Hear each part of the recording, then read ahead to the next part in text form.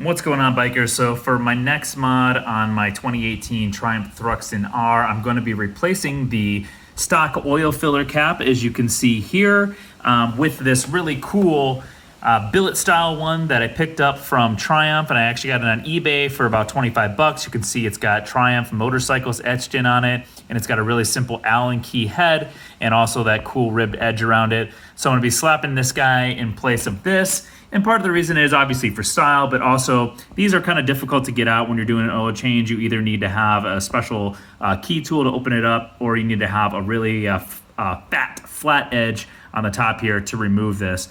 So having this easier one will be much better to have, and also kind of adds a little bit of flair, a little bit of style to the bike. So to get ready for this mod here, I actually did quite a bit of research, a lot of forum searches, videos, everything, and it turns out this is one of the most difficult mods you could possibly do to the 1200 motor. You'd think be able to just pull this thing out, it would be that easy, but you know, you can't. You have to get a whole slew of tools together, which I've pulled together right over here, starting with my handy power drill. Of course, I got a 36 mil socket. Can't go wrong when doing mods like this and using a razor blade. You never know when you might need that. Of course, I have my tape measure to make sure everything is measured out and in the proper alignment. And I've got a putty knife to be able to scrape anything off. Can't go wrong with an edge saw like this. Definitely going to need a heavy duty mallet here, and of course some channel lock pliers. Never can go wrong. Grinding wheel is definitely going to come in handy when trying to remove any excess metal on there. And then last but not least is a 7-inch handsaw, power handsaw, specifically with a cutting surface, cutting wheel blade for wood. So make sure you have all of these things together when doing this mod. So it should take about 5 to 6 hours, I think, to get that thing removed. So I'm going to go ahead and get started with taking this out, and then once this one's finally out, putting the new one in, it should actually just be a breeze, as difficult as it sounds. So if you guys don't have these tools available, you can go to Home Depot, you can rent them, borrow them from a neighbor, do whatever you got to do, because you got to settle in here, and it's going to take you a few minutes. Having the right tools for the job, super, super important. So let's get on to taking this thing apart.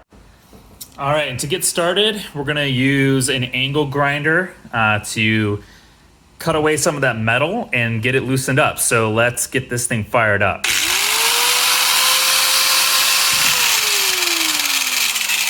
Just kidding, guys. You're not gonna use an angle grinder or any of those tools to do this job. It's actually just super simple. And what you can really use is actually just your adjustable pliers here to get around the top of the nut, or in my case, I actually did have that 36 mil socket. So I'm just gonna get this set up to loosen, and I just pop it right on here. Give it a little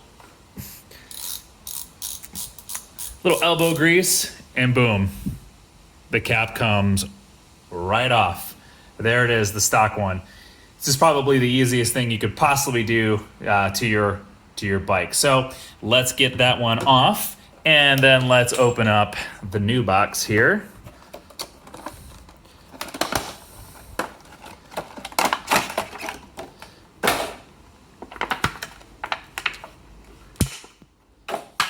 And there's the new guy.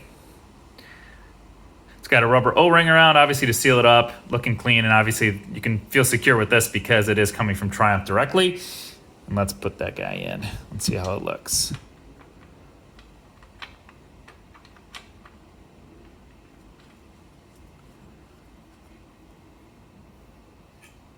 Get that finger tight, and wow, that looks pretty sharp, not gonna lie. Clean lines.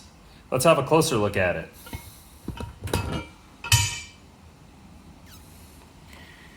I like that. So obviously I can do it and undo it with my hands here. So what I'm gonna do is just stick a hex head in there, tighten it down, and we'll call this mod done. Obviously just takes 2 seconds to do. Does obviously come in handy to have the right size socket just to loosen that up, but you could use a wrench. And obviously you don't wanna scratch up the metal on this one. So if you're going to be using a wrench that doesn't fit the outside of this, you could stick a rag around the outside so you're not scratching up the chrome on here, because you might want to just hang on to this, because you never know when you might want to put it back on. But I do like the look of that aftermarket oil cover. We'll call this mod done.